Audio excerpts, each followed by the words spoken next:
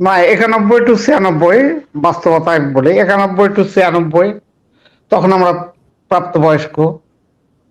হ্যাঁ, 91 two 96 BNP খুব সুন্দর দেশ চালাইছে, এত প্রতিহিংসা ছিল না তখন। কিন্তু এবং আওয়ামী লীগ 96 টু 1 পর্যন্ত দেশ চালাচ্ছে খুব সুন্দর, কিন্তু একের পর থেকে যে শুরু হয়েছে রে ভাই, আস্তে আস্তে খারাপ হয়েছে নাকি? হ্যাঁ একদম। আচ্ছা 21 আগস্ট, সাইফুল ভাই, 63 সাইফুল ভাই, জি ভাই। সাইফুল ভাই, 91 থেকে 96 এই সময়কালে জাতীয় পার্টির উপরে কি কোনো অত্যাচার হয় নাই? হ্যাঁ, জাতীয় পার্টির উপর অবশ্যই অত্যাচার হয়েছে, তারপর সীমা লঙ্ঘন করেনি ম্যাক্সিমাম। না, তারা ইভেন ইলেকশনে পার্টিসিপেট করছে, তারা একটা জায়গায় সারা দেশের কোথাও কোনো একটা জায়গায় কোনো একটা সভা করতে পারে নাই, অবশ্য সেটা বিএনপি ক্ষমতা আসার আগেই, হ্যাঁ, সেই নিরপেক্ষ সরকারের অধীনেই। এবং তখন তো শাহাবুদ্দিন হ্যাঁ, নিরপেক্ষ সরকারের অধীনে। কিন্তু ওই যে যাত্রাবাড়িতে তারা একটা মহাসমাবেশ করতে চাইছিল, সেখানে তো পুলিশ যায় নাই, যত বিএনপির ছাত্রদল যুব দলের লোকজনরা গিয়া পিটায় পাটায় সেই পুরোটা একেবারে নারকীয় কাণ্ড ঘটায় ইয়া করে দিছিল, তছনছ করে ফেলছিল।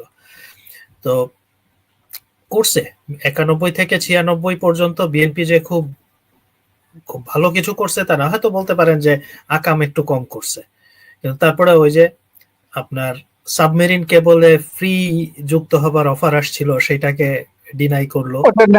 তো এরকম, হ্যাঁ, এরকম কিছু কিছু ইয়া তো আছে ভাই। আমি বলি কি, এই যে প্রশ্নটা কি করেন বাংলাদেশ ভাই, আমি একটু আপনার প্রশ্নটা পুরোটা অ্যাড্রেস করি, অন্যদেরটা তো শুনলাম। আমার প্রথম হলো, এই ইলেকশনটা নিয়ে আমি একেবারেই কোনো ধরনের মাথা ঘামাতে রাজি না। রাজি না কেন? ধরেন একটা একটা বাস চলতেছে, আপনি দেখতেছেন আপনার সামনে দিয়ে রাস্তা দিয়ে একটা বাস চলতেছে, হঠাৎ দেখলেন ওই বাসের ড্রাইভারটা হার্ট অ্যাটাক করছে, কিংবা যে কোনো কারণে হোক সে আর গাড়িটা চালাইতে পারতেছে না। এখন ওই বাসের হেল্পার আর কন্ডাক্টর, যাদের দুজনের কারুরই ড্রাইভিং করার কোনো অভিজ্ঞতা নাই বা কোনো ট্রেনিং নাই, কিছুই নাই, এরা দুইজন মারামারি করতেছে কে ড্রাইভিং সিটে বসে বাসটা চালাবে। আপনি বাইরে থেকে দেখতেছেন, আপনার কিছু করার নাই। সেই ক্ষেত্রে আপনি ওই কে হেল্পার ড্রাইভিং সিটে বসবে না কন্ডাক্টর ড্রাইভিং সিটে বসবে, এটা নিয়ে চিন্তা করে সময় নষ্ট করার বা মানে এফোর্ট দেওয়ার কোনো যৌক্তিকতা নাই। আমি এই পরিস্থিতিটাকে, বাংলাদেশের বর্তমান পরিস্থিতি এবং এই 12 তারিখের যে ইলেকশনটা আসতে যাচ্ছে, আমি জিনিসটাকে ওই রকমই দেখি। যে আসবে এদের মধ্যে কোনো খুব বিরাট কোনো পার্থক্য নাই। এখন কিছু সূক্ষ্ম পার্থক্য আছে, কিন্তু ওই যে তারেক রহমান তো আপনার কি দীর্ঘ সময় ইংল্যান্ডে থাকছে, ওনার মেয়েও আসছে, ওদের তো মাইন্ডসেট হয়তো একটু চেঞ্জ হইতে পারে না। সে তো গত 17 বছর ধরে আমরা তার মাইন্ডসেট দেখছি না, সে যতগুলো বক্তৃতা কথাবার্তা বলছে সব তো জামাতের স্ক্রিপ্ট, জামাত শিবির ওই ইয়ার আপনার কি জানো বাঁশের কেল্লা টাইপের স্ক্রিপ্ট, সেগুলো সে পড়ে বেড়াইছে পাবলিকলি, যতগুলো অ্যাড্রেস সে করছে পাবলিক অ্যাড্রেস। কাজেই 17 বছর ধরে এমন না যে হঠাৎ মানে যীশু খ্রিস্টের মতো ছোটবেলার খবর জানি, হঠাৎ 32 বছর বয়সের একজন মানুষ, মাঝখানে কি হয়েছে কোথায় কি কিছু জানি না, এমন তো না। গত 17 বছর উনি কোথায় ছিলেন, কি করছেন কি না করছেন, এগুলো তো সবই আমরা ডে টু ডে জানতে পারতেছি। কাজেই খুব বিরাট কিছু যে তার পরিবর্তন আসছে, আই ডোন্ট বিলিভ সো। বা পরিবর্তন আনার মতো মানসিকতা তার আছে সেটাও আমি মনে করি না, কিংবা মানসিকতা থাকলেও সেই অনুমতি তার আছে কিনা এটাও আমি মনে করি না। হ্যাঁ, তো এখন যে লোক ওই এসে এয়ারপোর্টে এসে বললো যে অনেক পরিবর্তন হয়েছে, তারপর থেকে আবার সে একই মুখস্থ কথা বলে যাচ্ছে। তার তো প্রথম দিনে বাংলাদেশে আসার পর থেকেই তার মুখে একটা কথাই থাকা উচিত ছিল, যে আমরা 17 বছর ধরে চিল্লাচিল্লি করে বেড়াইছি যে ইনক্লুসিভ ইলেকশন হয় নাই, 14 সালের ইলেকশন 24 সালের ইলেকশন ইনক্লুসিভ হয় নাই, এইগুলো নিয়ে আমরা এত চিল্লাচিল্লি করতেছি, তাহলে এখন যেহেতু দেশের অনেক কিছু উলটপালট হয়ে গেছে, আমরা একটা ফ্রেশ স্টার্ট করতে যাচ্ছি, তাহলে let's have an inclusive election. আমরা সবাইকে নিয়ে ইলেকশনটা করব। এই কথাটা কি এই ভদ্রলোকের মুখ থেকে একবারও উচ্চারিত হয়েছে? 17 বছর কেন, এটা 70 বছর উচ্চারিত হলে তো ওরা বিএনপি এই থাকলে ক্ষমতা কি আসতে আসে পারবে যায়? না। হ্যাঁ, বাট এটা তাহলে তার আসলে তো ওরা পরিবর্তনটা আসতে কি? পারবে না ক্ষমতায়। আমি ক্ষমতায় আসি বা না আসি, 17 বছর ধরে তো তারা এটাই চাইছে। 17 বছর ধরে তো এটাই বলে বেড়াইছে। 2014 সালের পর থেকে, 14 ইলেকশনের পর থেকে, 17 বছর বলা ঠিক হবে না, 10 বছর 11 বছর ধরে, 2014 ইলেকশনের পর থেকেই তারা এই জিনিসটাই, যে এখানে পার্টিসিপেশন ছিল না, বিএনপি এবং তার যে সাঙ্গপাঙ্গ যেসব দল, এই দল ইলেকশনে যায় নাই, অতএব এই ইলেকশনটা অবৈধ। হাসিনা সরকারের উপরে যে অবৈধ ট্যাগটা লাগাইলো, এই তারেক রহমানের দলই এটার প্রবক্তা, প্রচারকর্তা, তারা এটা লাগায় বেড়াইছে। বিএনপি কে তো কেউ জোর করে ঠেলে আটকায় রাখে নাই, আইন করে বলে নাই খবরদার তুই ইলেকশনে দাঁড়াতে পারবি না, এরকম কথা কেউ বলে নাই। তারপরেও বিএনপি ইলেকশনে আসে নাই, এটা এই এবং দিকে তারপরে তারা, এটা সবাই জানে। ওই ওগুলা যে অবৈধ নির্বাচন হয়েছে এটা তো সবাই জানে। না সবাই জানি না মানে তো, আমি জানি না তো অবৈধ না না নির্বাচন না, হলো ভোট চুরি হয়েছে, অবৈধ কোন নির্বাচন আইনে হয়েছে অবৈধ? কেমন করে ভাই? জানেন না? ওখানে কি না, কাউকে ইয়ে দাঁড়ান, করছে? দাঁড়ান, বাংলাদেশে আসা হবে আমি না? একটু কথা বলছি। সাইফুল ভাই, আমি কথা বলি, আমি কথা বলতেছি। হ্যাঁ, আমি জানি না তো ভাই, আমি তো এখানে অবৈধর কিছু তো দেখলাম না। অবৈধ বলতে এখন আপনি যদি একটা পরীক্ষা নেন, সবাইকে আপনি আগে থেকেই প্রশ্ন উম, বলে দেন সবাই স্টুডেন্টদের যারা পরীক্ষা দিবে, তাহলে তো হলো না। প্রশ্ন মানে ফাঁস হয়ে হোয়াট গেলে ডু ইউ এই মিন? যে ওরা ভোট চুরি আপনি করছে না। 2014, আমি 2014 সালের ইলেকশন বলছি, আর আপনি কথা মানে কিছু দাবি করলে সেটা প্রমাণ আপনাকে দিতে হবে, সেটা মাথায় রেখে হ্যাঁ, দাবি 18 করবেন। সালে এরকম আমরা হয়েছিল। এখন 2014 ইলেকশনে আছি, 2014 ও ইলেকশনে আছি, 2014 ইলেকশনটাকে আপনি অবৈধ বলেন কোন ভিত্তিতে? না না, 14টা আমি অবৈধ আমরা বলিনি। 2014-তে আছি, আমি তো বলছি বারবার, একদম কিন্তু ওই স্পেসিফিক্যালি যে তো বললাম যে 2000। হুম, না, এই যে ওই যে তখন তো আওয়ামী লীগ ক্ষমতায় ছিল, বলেন। ক্ষমতা থাকা অবস্থায় আপনার হ্যাঁ, এই দিয়েছে, নির্বাচন জি দিয়েছে। বলেন। এটা তো তো সারা মানবেন না কেউ, বিশ্বের তাই না? সবাই তো ক্ষমতায় থাকে, সারা বিশ্বের সব দেশে, প্রত্যেকটা ডেমোক্রেটিক দেশেই ক্ষমতায় থাকা অবস্থাতে ইলেকশন হয়, এটা আবার নতুন কি? কোন অলৌকিক কোন ঘটনা নাকি? এটার জন্য অবৈধ হয়ে যায় ইলেকশন? আপনি বলেন, আরেকটু আরেকটু আরেকটু ওয়ার্কআউট করেন, আরেকটু ওয়ার্কআউট করেন, বলেন অবৈধ। ইয়েস, 2014 ইলেকশন অবৈধ, বলেন আরেকটু আরেকটু খুঁজে একটা কারণ দেখান। না, আমি 14টাকে অবৈধ বলি না, আমি 18 সালের কথা বলেছি মেনলি। ওকে ফাইন, তারপর তাহলে আপনার let's keep your opinion aside. আমি বিএনপি কে নিয়ে কথা বলতেছি, এই তারেক রহমান এবং তার দলকে নিয়ে কথা বলতেছি। তার দল, তারেক রহমান এবং তার দল 2014 ইলেকশনের পরের দিন থেকেই বলে বেড়াচ্ছে যে এই সরকার অবৈধ, কারণ এই ইলেকশনে বিএনপির পার্টিসিপেশন ছিল না। এটা স্বচ্ছ, নিরপেক্ষ, অন্তর্ভুক্তিমূলক ইলেকশন হয় নাই। 11টা বছর ধরে যে লোক এই কথা বলে বেড়াইছে, বলতে বলতে মুখে ফেনা তুলে ফেলছে।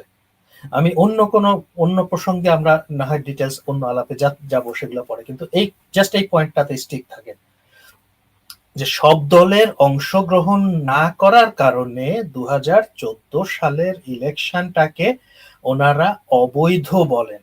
তাহলে ওনাদের ডেফিনিশন অনুযায়ী সব দল অংশগ্রহণ না করলে সেই নির্বাচনটা অবৈধ নির্বাচন।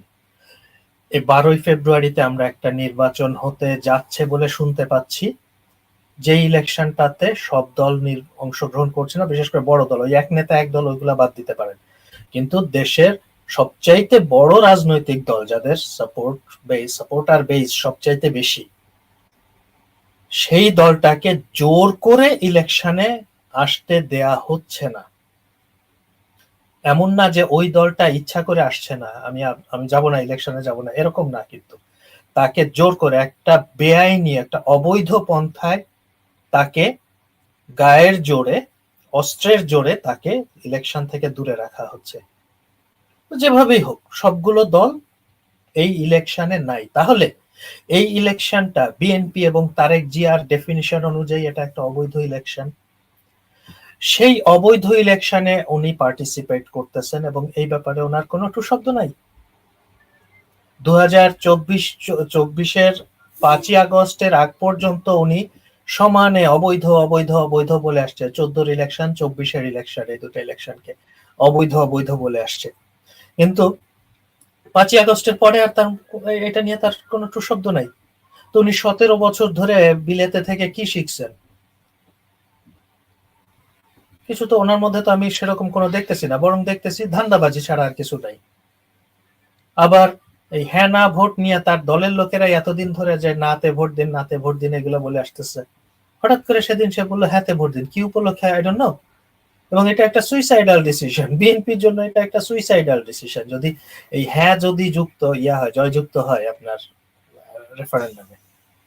ওকে, ওটা থাকলো পাশে। এখন আমরা আবার আসি বিএনপি না জামাত। তো এই তারেক সাহেব, এনার উপরে আমি কোনো ভরসা করার বা কোনো রকম আস্থা রাখার কোনো কারণ দেখি না। ঠিক ওনার মায়ের উপরেও যেমনটি ছিল না, কোনো সুস্থ চিন্তাশীল মানুষ এদের উপরে কোনো আস্থা রাখবে না। এবার আসি 91 থেকে 96 বা 2001 থেকে মানে এর আগে বিএনপি যখন শাসন করছে, তাদের সেই শাসন আমলগুলো যদি কম্পেয়ার করি, প্রথমত হলো অযোগ্য, ইউজলেস, দেশের জন্য উপকারে আসে এরকম কোনো কিছু করার মতো অ্যাবিলিটি, চিন্তা ভাবনা, ভিশন কোনোটাই তাদের কোনো কালে আমরা দেখি নাই।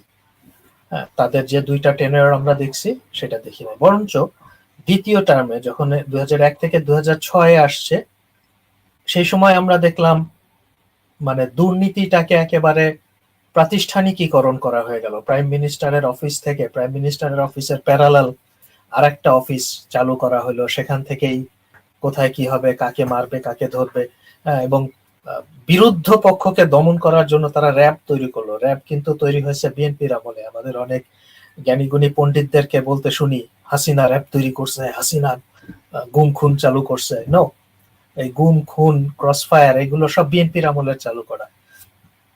উপরন্তু তারা ক্রসফায়ারে মানুষ মারছে, তাদের মানুষজনদেরকে ধরে নিয়ে গিয়ে ক্যাম্পে নিয়ে পিটায় মেরে ফেলছে, মানুষজনকে মেরে ফেলছে। মেরে ফেলার পরে বলছে যে হার্ট অ্যাটাক করে মারা গেছে। এরকম 56টা ওটা ক্লিন হার্ট, ওটা তো ভাই হ্যাঁ, ওটা র্যাব তৈরির আগে, হ্যাঁ আমি বলবো, হ্যাঁ র্যাব তৈরির আগে তারা এই কাজটা করছে এবং করার পরে তাদেরকে ইনডেমনিটি দিয়েছে। এই ইউনুস যেমন তার এই জঙ্গি টেরোরিস্ট গুলোকে ইনডেমনিটি দিয়ে বেড়ায় পদে পদে, বিএনপির আমলে সেই সময় ওই বাহিনীকে, যৌথ বাহিনী, আইন শৃঙ্খলা বাহিনীকে কিন্তু ইনডেমনিটি দেওয়া হয়েছে যে মানুষদেরকে বেআইনি ভাবে হত্যা করছে, ক্যাম্পে ধরে নিয়ে গিয়ে পিটায় পিটায়, যেসব জায়গায় ক্যাম্প ছিল তার আশেপাশের মানে মোটামুটি একটা আধা কিলোমিটার রেডিয়াসের ভিতরে যাদের বাড়ি ঘর ছিল তারা কেউ রাতে ঘুমাতে পারতো না। ওই ক্যাম্পের ভিতর থেকে যে চিল্লাচিল্লি আর্তনাদ আসতো, শুনতো, সেগুলোতে ঘুমাতে পারতো না মানুষ। এরকম একটা সময় গেছে এবং এই মানুষগুলোকে হত্যা করছে এক্সট্রা জুডিশিয়াল কিলিং, কিন্তু কোনো তদন্ত হয় নাই, বরং ইনডেমনিটি দেয়া হয়েছে। কিছু মানে কেন হত্যা করলো সেটা ইয়াকে তারেক বা তার দলকে জিজ্ঞাসা করতে হবে কেন করলো। তারা আইন শৃঙ্খলা রক্ষা করা, সন্ত্রাস দমন ইত্যাদি ইত্যাদি কারণে। কিন্তু দেখা গেছে এইখানে এবং এর পরবর্তীতে র্যাব তৈরি করলো। র্যাবের ক্রস ফায়ারে যত মানুষ মারা গেছে তাদের মধ্যে ওই বিএনপিরই স্থানীয় পর্যায়ের নেতা কর্মীদের সংখ্যা বেশি। মানে যারাই হাওয়া ভবনের সাথে সাবস্ক্রাইব করে নাই তাদের লিস্ট ধরায় দেওয়া হতো। তো এইগুলো তো হয়েছে। এই যে মানে এক্সট্রা জুডিশিয়াল কিলিং, এইগুলো সূত্রপাত তারা করছে। সবচেয়ে বড় কথা, দেশের উপকারে আসে। এটা তো অবশ্যই। কিন্তু আমি আয়না ঘরের কথা ভাই কল্পিত জিনিস তুলে ধরেন, বাংলা ভাইয়ের কথা তুলে ধরেন, তারপর আপনার 21 আগস্ট 17 আগস্ট ঠিক আছে, অত লম্বা ইয়াতে দরকার নাই, আমরা মানে অল্পের উপর দিয়ে ছাড়ার চেষ্টা করি। ওয়েল, যে কি ছিল আয়নাঘর টায়নাঘর, ভাই না এইসব মানে ফিকটিশিয়াস জিনিস দিয়ে এটার সাথে ওইটা কম্পেয়ার করলে হবে না, যেগুলো বাস্তব একেবারে ওই সময়কার পত্র পত্রিকা খুললেই আপনি পাবেন। এই যে ঘটনাগুলো আমি বললাম, অপারেশন ক্লিন হার্ট বা র্যাবের উৎপত্তি সৃষ্টি, র্যাবের ক্রসফায়ার, প্রতিদিন কয়টা করে, প্রতিদিন পেপার খুললেই পেপারের প্রথম পাতাতেই 3 থেকে 4টা লিস্ট, প্রতিদিন 3 থেকে 4টা ক্রসফায়ারের খবর পত্রপত্রিকার পাতায় আসতো, প্রথম পাতাতেই থাকতো বিএনপির আমলগুলোতে। হ্যাঁ, তো এইগুলো বর্ডার কিলিং ও তারা এখনকার চাইতে অনেক বেশি বর্ডার কিলিং ও হতো, বিএসএফ এর গুলিতে মরতো বর্ডারে মানুষ, সেগুলো নিয়ে ভুলেও কোনো টু শব্দ করে নাই। মানে কোন সেক্টরে কোনো দিক থেকেই তারা দেশের উপকারের জন্য কোনো কিছু করতে পারে না, তাদের যোগ্যতা নাই, সেটা দেশ চালানোর জন্য উপযুক্ত না। এখন যদি আপনি কম্পেয়ার করতে আসেন, অনেক মানে শান্তশিষ্ট মনে হয় না সেটা আপনি এখন মনে করা তো আপনার ব্যাপার। আমি তো বলতেই পারি যে আমার দইটা খুব মিষ্টি, এখন আপনি সেটা আমি বললেই মানবেন কিনা সেটা তো আপনার ব্যাপার, আপনার বুদ্ধি বিবেচনার ব্যাপার। আমি আসি জাস্ট কুইকলি শেষ করি। জামাত আর বিএনপি দুটার মধ্যে পার্থক্য বা এই যে এক জায়গায় হচ্ছে দুইটা কোনোটাই বাংলাদেশের জন্য তাদের কোনো দায়বদ্ধতা নাই তাদের ভেতরে। হ্যাঁ, বিএনপি পরীক্ষিত, 10 বছর ক্ষমতায় ছিল, কিছুই বাংলাদেশের জন্য কিছু করা এরকম কোনো টেন্ডেন্সি তাদের মধ্যে আমরা দেখি নাই। আর জামাত ক্ষমতায় আসে নাই, কিন্তু এটুকু তো গ্যারান্টি দিয়ে বলতে পারি যে দলটা বাংলাদেশটার জন্মই চায় নাই, যে বাংলাদেশ নামে একটা দেশের জন্ম হোক, এটাই তারা চায় নাই, কিন্তু সেই দেশটার জন্ম হয়ে গেছে, সেই দেশটাতে তাদের থাকতে হচ্ছে। হ্যাঁ, যে কোনো ভাবে হোক, ঘটনা প্রবাহে সেটা আর এক ইতিহাস, কিন্তু তারা থাকতেছে। তাহলে তো তাদের সার্বক্ষণিক প্রচেষ্টা থাকবে যে এই দেশটাকে কিভাবে একটা ফেইল্ড স্টেট বানানো যায়। বিশেষ করে তাদের প্রেম, তাদের আব্বা হুজুরের দেশ হচ্ছে পাকিস্তান, সেই পাকিস্তানের যে দুরবস্থা, এরা সবসময় চাইবে যে বাংলাদেশটা পাকিস্তানের চেয়েও খারাপ অবস্থায় থাকুক, এটা তারা চাইবে, মুখে স্বীকার করুক বা না করুক, তাদের লক্ষ্য উদ্দেশ্য সবকিছু থাকবে। এবং গত 17 মাসে আমরা সেটা তো দেখলাম, একটা উঠতে থাকা দেশকে টান দিয়ে নামায় একেবারে পাকিস্তানের পর্যায়ে নামায় নিয়ে আসছে, কিংবা পাকিস্তানের চেয়েও নিচে নামায় ফেলছে 17 মাসে। এই 17 মাস কিন্তু এটা ইউনুসের সরকার না, এটা ইউনুস, জামাত এবং মিলিটারির একটা জয়েন্ট ভেঞ্চার। এখানে পলিটিক্যাল পক্ষ, একমাত্র পলিটিক্যাল পক্ষ হচ্ছে জামাত, এই গত 17 মাস বা 18 মাসের বাংলাদেশের শাসনামলের।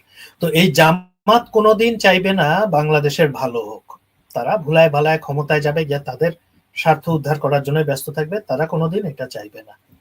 আর বিএনপির যেটা হবে, বিএনপি ক্ষমতায় গেলে অ্যাটলিস্ট তাদের যেহেতু একটা বড় ভোট আছে, পিপল 30 থেকে 35% মতো একটা পপুলেশন বেজ আছে, তাদের সাপোর্টার বেজ আছে, যার ফলে তাদের কিছুটা হলেও পাবলিকের কাছে দায়বদ্ধতা থাকে, তার নিজের দলের লোকদের প্রতি হলেও কিছুটা।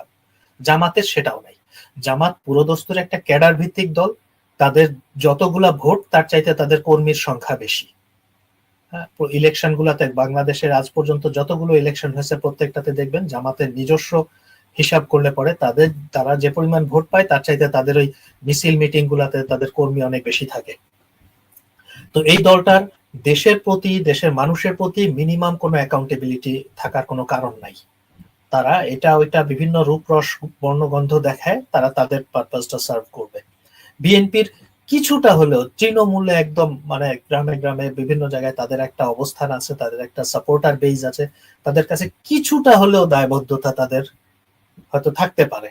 হ্যাঁ, এর বেশি আর কিছু না। এবং সর্বোপরি আবার বলবো, এই ইলেকশনটাই একটা অবৈধ ইলেকশন। এই ইলেকশনে যারা পার্টিসিপেট করতেছে জেনে শুনে, এই দুই দলই, জামাত বিএনপি দুই দলই গত 14 সালের পর থেকে আওয়ামী লীগকে অবৈধ সরকার বলে আসছে, বিকজ 14 সালের ইলেকশনে সব দল অংশগ্রহণ করে নাই। তো সেই একই রকম একটা ইলেকশনে তারা যখন যাচ্ছে, তার মানে তারা জেনে বুঝে অবৈধ কাজ করতেছে। তো এই অবৈধদের মধ্যে কোন অবৈধটা ড্রাইভিং সিটে বসলো আর কোন অবৈধটা ড্রাইভিং সিটে বসলো না, এটা নিয়ে আমাদের চিন্তা করার আসলে কোনো কারণ নাই।